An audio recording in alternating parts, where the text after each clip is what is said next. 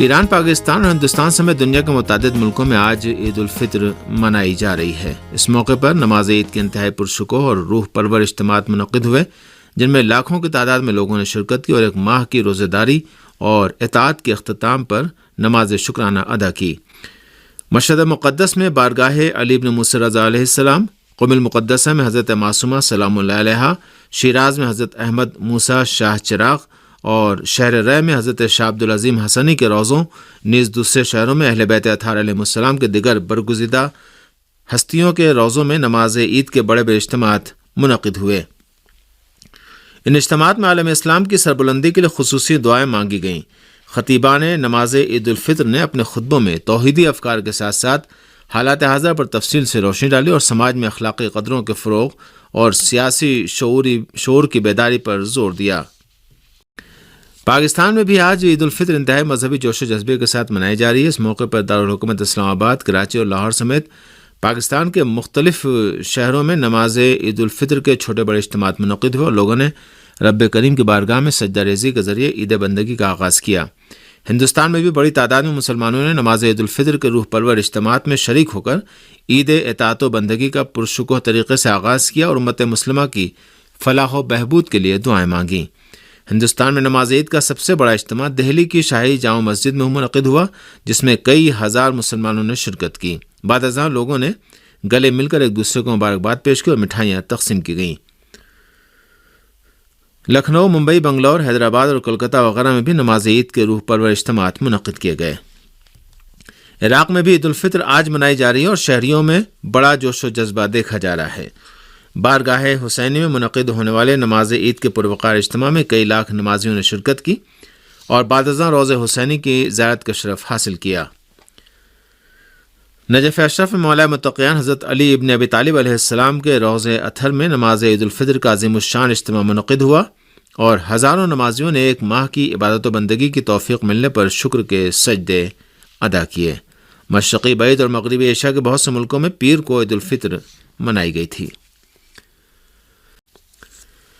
ایک عالمی رپورٹ کے مطابق ایران نینو ٹیکنالوجی کے میدان میں دنیا کے صف اول کے ممالک میں شامل ہو گیا ہے۔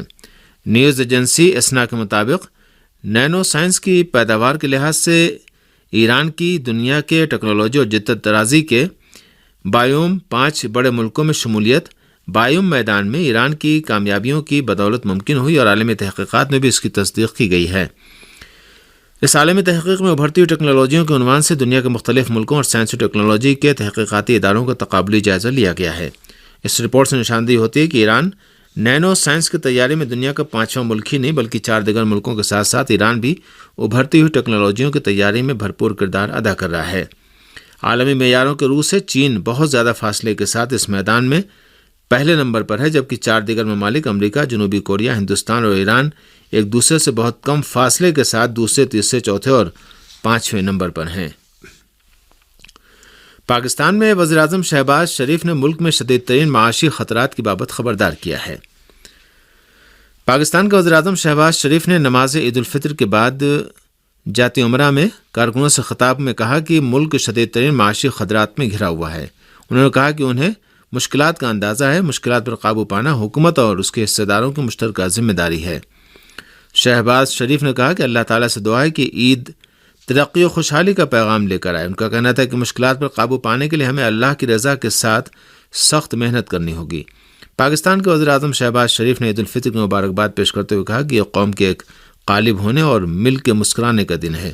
انہوں نے عید الفطر کو اتحاد و یگانگت کا خاص موقع قرار دیتے ہوئے کہا کہ یہ گلہ کرنے کا نہیں بلکہ گلے ملنے کا دن ہے۔ سابق وزیراعظم عمران خان کی کال پر اسلام آباد اور راولپنڈی میں پی ٹی آئی کی جانب سے کار اور موٹر سائیکل ریلیاں نکالی گئیں۔ پاکستان میڈیا رپورٹوں کے مطابق اسلام آباد میں ریلی 0 پوائنٹ سے شروع ہو کر فیصل ایونیو سے ہوتے ہوئے سیکٹر F10 تک پہنچ کر ختم ہوئی۔ اس ریلی میں پاکستان تحریک انصاف کے کارکنوں میں کاروں اور موٹر سائیکلوں پر بیٹھ کے حصہ لیا۔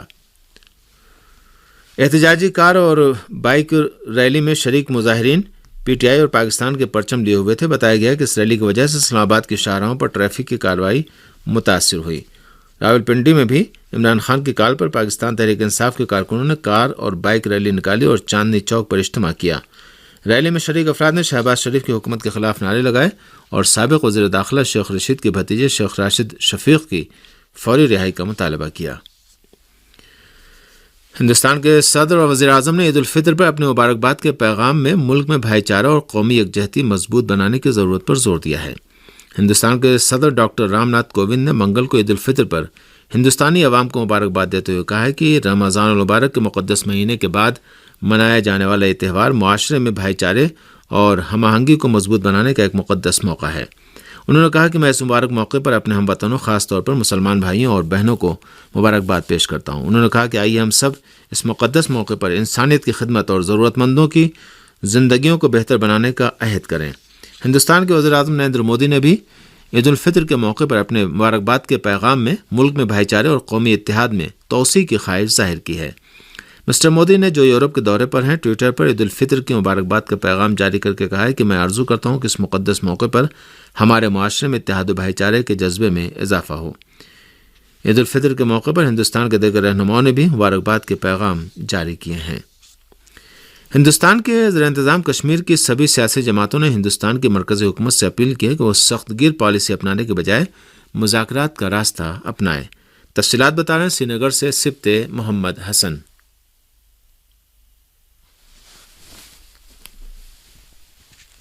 کشمیر کی مین سٹریم جماعتوں نے ایک بار پھر نئی دہلی سے اپیل کی ہے کہ وہ ان کے بقول سخت گیر پالیسی ترک کر کے مذاکرات کا راستہ اختیار کریں۔ Jammu Kashmir Peoples Democratic Party کی سربراہ اور جموں کشمیر کی سابق وزیر اعلیٰ محبوبہ مفتی نے ایک اہم نیوز کانفرنس میں کہا کہ کشمیر میں حقیقی امن قائم کرنے کے لیے مذاکرات کے سوا کوئی دوسرا آپشن نہیں ہے۔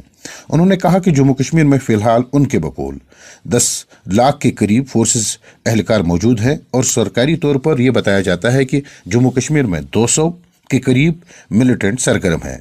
میری سمجھ میں یہ نہیں آ رہا ہے کہ موجودہ حکومت کی پالیسی کو میں کیا کہوں۔ انہوں نے کہا کہ پارٹی مفادات سے بڑھ کر ملکی مفاد ہوتے ہیں اور اس کے لیے کام کرنے کی ضرورت ہے، اور اسی لیے میں قیام امن کے لیے تمام شراکت داروں سے مذاکرات بحال کرنے کی حامی ہوں۔ یہ بے روزگاری کا کچھ نہیں کر پا رہے ہیں، مہنگائی کا کچھ نہیں کر پا رہے ہیں، بجلی پانی کی قلت ہے، اتنی جگہ پہ پانی کی نہ ہونے کی وجہ سے فصلیں نہیں لگا رہے ہیں لوگ، تو ایسے میں اور کیا کریں گے؟ یہی ہندو مسلم کا کھیل کھیل رہے ہیں۔ ادھر نیشنل کانفرنس کے نائب صدر عمر عبداللہ نے بھی نئی دہلی حکومت سے مطالبہ کیا کہ وہ مذاکرات کا راستہ اختیار کریں۔ عمر عبداللہ نے کہا کہ جموں کشمیر میں عارضی امن کے بجائے دائمی امن کی راہ ہموار کرنے کی ضرورت ہے۔ ہم بھائی چارے کی بات کرتے ہیں، لیکن ہمارا مقابلہ ان لوگوں کے ساتھ ہے جو اس بھائی چارے کو تہس نہس کرنا چاہتے ہیں، اور اس بات کی ہم اجازت نہیں دیں گے۔ پیپلز ڈیموکریٹک پارٹی کے ایک اہم رہنما اور سابق وزیر آسیہ نقاش نے سحر عالمی نیٹ ورک سے گفتگو کرتے ہوئے کہا کہ مین سٹریم جماعتوں نے مشکل حالات کا مقابلہ اور کشمیریوں سے ان کے بقول چھینے گئے حقوق کی بحالی کے لیے ایک مہم شروع کرنے کا فیصلہ کیا ہے۔ جو ہندوستان کے یہاں پہ آئین میں جو انہوں نے دیا تھا، اس کے عوض کہ ہم نے جو الحاق کیا تھا ہندوستان کی سرکار کے ساتھ، اس کے عوض ہمیں یہ 370 اور 35A کا ملا تھا، تو مگر اس کو جس طریقے سے اس کو چھینا گیا 5 اگست کو، تو اس کے بارے میں ہم یہ کم از کم اس ایجنڈا کو ہم یہ مضبوط کرنا چاہتے ہیں اپنے کارکن میں، اپنے گراؤنڈ ورکرز میں اور عوام میں۔ ہندوستان کے زیر انتظام کشمیر سے سبت محمد حسن، سحر عالمی نیٹ ورک۔ ماہرین کہنا ہے کہ ہندوستان کو رواں سال میں اپنی تاریخ کے گرم ترین سال کا سامنا کرنا پڑ سکتا ہے۔ یورو نیوز کی رپورٹ کے مطابق ماہرین ماحولیات نے ہندوستان میں شدید گرمی کی لہر آنے کے باعث اس ملک کی تاریخ کے گرم ترین موسم گرما کے بارے میں خبردار کیا ہے۔ ہندوستان میں اس سال اپریل کے مہینے میں 40 ڈگری سے اوپر درجہ حرارت ریکارڈ کیا گیا، جس نے گزشتہ سارے ریکارڈ توڑ دیے ہیں۔ ملک میں جاری گرمی کی لہر اور لو کے تھپیڑوں کے باعث عوام کو گھر کے اندر رہنے اور زیادہ پانی پینے کی ہدایت دی گئی ہے۔ ہندوستانی کسانوں کے مطابق شدید گرمی کا اثر ان کی فصلوں پر پڑا ہے۔ کاشتکاروں کا کہنا ہے کہ اچانک گرمی بڑھنے سے ہماری فصلوں کو نقصان پہنچا ہے اور زیر زمین پانی کے ذخائر میں بھی کمی آئی ہے، یہاں تک کہ پیداوار کم ہو کر نصف ہو گئی ہے۔ اس رپورٹ کے مطابق ہندوستان کے دارالحکومت دہلی کی ندیاں سوکھ گئی ہیں۔ اکثر ماہرین کہنا ہے کہ شدید گرمی اور خشک سالی ماحولیاتی تبدیلی کا نتیجہ ہے۔ یمن کی مرکزی حکومت کے مذاکراتی وفد کے سربراہ محمد عبدالسلام نے جارح سعودی اتحاد کی جانب سے جنگ بندی کی خلاف ورزی جاری رکھنے کی خبر دی ہے۔ ایران پریس کی رپورٹ کے مطابق محمد عبدالسلام نے کہا کہ یمن میں جنگ بندی کو 1 مہینہ گزر رہے ہیں، لیکن جارح سعودی اتحاد نے اب تک صنعاء انٹرنیشنل ایئرپورٹ سے کسی ایک بھی طیارے کو پرواز یا لینڈ کرنے کی اجازت نہیں دی ہے۔ یمن کی مذاکراتی ٹیم کے سربراہ نے کہا کہ جارحین الحدیدہ بندرگاہ تک بحری جہازوں کو بھی نہیں پہنچنے دے رہے ہیں اور جنگ بندی کی خلاف ورزی بدستور جاری رکھے ہوئے ہیں، یہاں تک کہ اس جارح سعودی اتحاد کے جنگی طیاروں نے پیر کو 2 بار صوبہ سرواہ کے علاقے پر 2 بار بمباری کی ہے۔ یمن کے امور میں اقوام متحدہ کے خصوصی نمائندے ہانس گرانڈ برگ نے 1 اپریل کو ایک پریس کانفرنس میں اعلان کیا تھا کہ یمن کی نیشنل سالویشن حکومت اور سعودی اتحاد نے 2 مہینے کی جنگ بندی کے اقوام متحدہ کی تجویز کا مثبت جواب دیا ہے۔ یمن میں جنگ بندی 2 اپریل کو 7 بجے شام سے شروع ہوئی ہے، لیکن سعودی اتحاد ہر روز جنگ بندی کی خلاف ورزی کرتا ہے۔ اس جنگ بندی سمجھوتے میں صنعاء انٹرنیشنل ایئرپورٹ کو کھولا جانا، فوجی کارروائیوں کو روکا جانا اور الحدیدہ بندرگاہ پر یمن کے لیے ایندھن اور دیگر ابتدائی ضروریات کی چیزوں کے حامل بحری جہازوں کو لنگر انداز ہونے کی اجازت دینا شامل ہے۔